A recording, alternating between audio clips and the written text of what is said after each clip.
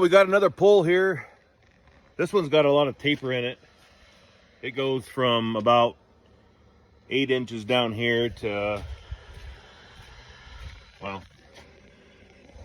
essentially nothing down there. But I don't know, I'm gonna maybe try to do a 2-for-1. Little live edge option down there, and then more of a squared option down here. And then I'll probably end up cutting into half or just what, I don't know. We first got to find out if there's any good cedar even to play with. So let's get into it.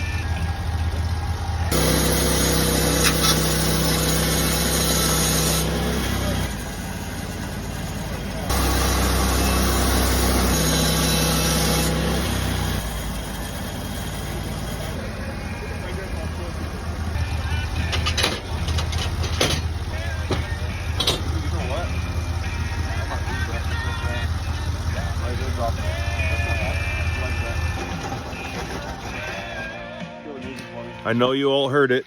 You heard the twang. I hit metal. So there they are. Three nails. That's okay.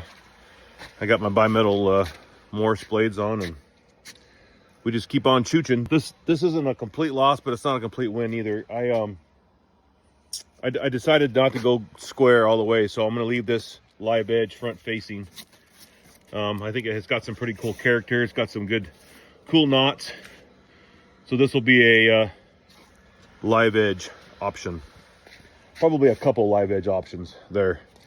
I just squared up the 3 sides. That taper down there is next down pretty narrow. So we'll see.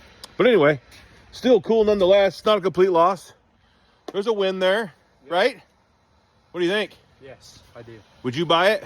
Yes. Really? For how much? $1,000. Huh. Okay, we won then for sure. All right.